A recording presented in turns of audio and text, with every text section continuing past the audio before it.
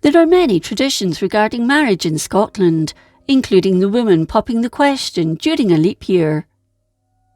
In 1288, a law was passed in the country allowing a woman to propose on 29th February, and if her suitor refused, he was to pay a fine. In the Highlands, when a couple were engaged, there was a formal proposal, with the arrangements for the wedding discussed and the date fixed. One of the things they had to take into consideration was the moon. If they were to be prosperous, for example, the best time to be married was when the moon was waxing and the tide was flowing. The reason for this comes from an old poem. A growing moon and a floppy tide, fortune smiles on the happy bride. There was also a rhyme that went, Monday for wealth, Tuesday for health, Wednesday the best day of all. Thursday for curses, Friday for losses, Saturday no luck at all. Regardless of the poem, Friday remains a firm favourite in the Highlands, as does Saturday Scotland-wide, but this may be due to the Scandinavian influence of the Norse goddess Freya, who was the giver of joy and happiness. The month of May was to be avoided at all costs, as it was deemed unlucky, but most marriages in the Highlands took place in December. Another custom was when a couple were intending to marry. On 4th September 1681 in Alloa, Clackmannanshire, it was declared that no one would be allowed to put up the banns before they had paid half a crown for the use of the poor, and if they came from out with the parish, they had to produce evidence of their intentions. The proclamation of the banns are still put up 3 weeks before the date of the wedding for anyone to object to the marriage. On the evening before the marriage, there was feet washing, known as the bride's bath, with the bridesmaids catching the bride and washing her feet, but not with water. Soot was used first, then it was washed off. The bridegroom was dealt with similarly, but if he could outrun or defy them, then it was deemed lucky for him and his future marriage. Today, blackening as it's known still occurs, although the couple are now covered with treacle, soot and flour and paraded through the streets. This is still practised in Aberdeenshire, Angus and Fife. It's supposed to ward off evil spirits and can be traced back to the Scandinavian influence in Scotland.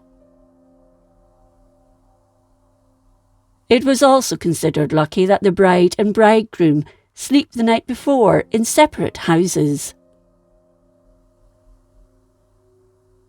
The bride also had to choose the colour of her wedding dress.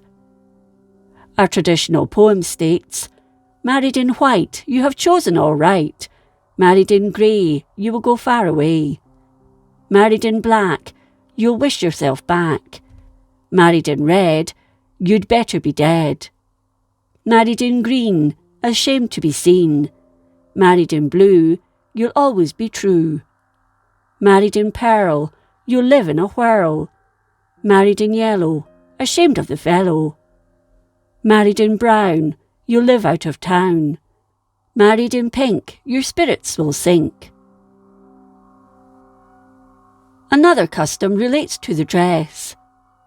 The bride should never try on her wedding dress until the day of the wedding. She should put on her right stocking and slip a small silver coin into it. To put the left shoe on first is also likely to bring unhappiness, and when fully dressed, she should be wearing something old and something new, something borrowed and something blue. She should not look in the mirror, even to see that everything's all right.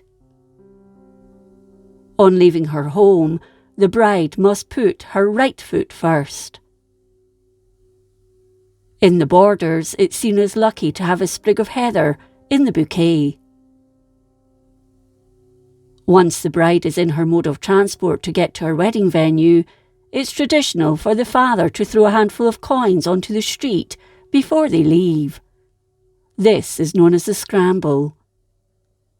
Local children then rush forward to pick up the coins. It's a Scotland-wide tradition. In some parts of Scotland, mainly the Islands and the Northern Highlands, there is the wedding walk. At its head is a piper or fiddler. The bridegroom is accompanied by the bridesmaid or maid of honour, while the bride is accompanied by the best man. Following their marriage, they then lead this procession, with the best man and the bridesmaid following behind. They should cross running water twice to bring them good luck. Having a piper at the wedding is also seen as good luck, and he is usually repaid by given a dram at the wedding. After the wedding breakfast, with the bride sharing whisky from a quaich with her new husband and it being passed round, there is usually dancing, and if either the bride or the bridegroom has brothers or sisters who are older but unmarried, they dance the first reel without their shoes. This is an ancient custom that is no longer practised. Penny weddings were popular for centuries, as the guests brought their own food and drink to the reception, which allowed the couple to have enough money to cover the cost of the legalities and to purchase a sumptuous wedding cake to share. Presents are also steeped in tradition. In the northeast of Scotland, for example, it's traditional for the best man to give the couple a clock as a wedding gift, while the bridesmaid gives a tea set. A final ancient tradition is slowly coming back and being practised more and more in marriage ceremonies. This is the tying of the knot. This ancient Scottish custom can be traced back to medieval times. The bride and groom both provide a strip of their clan tartan, a scarf, or a piece of ribbon. The bride's hand is placed over the groom's, and the person conducting the ceremony ties their wrists together with a piece of tartan cloth or the scarf. The couple then pull their hands tight, making the knot firm, and this is usually done just before the signing of the register, making their commitment to each other public. These pieces of cloth are kept as a memento of the wedding day, and the ceremony itself is known as handfasting. In days of old, however, there was a caveat. If the bride had not given birth or wasn't pregnant within a year and a day, the groom could divorce her without any punishment. Before the couple leave for their honeymoon, the bride presents the groom's mother with a bouquet of flowers, and the groom does likewise with the bride's mother. It's traditional for the bride and groom to leave before the dancing is finished. Her own flowers are either thrown backwards to a group of unmarried guests or placed on the grave of a loved one.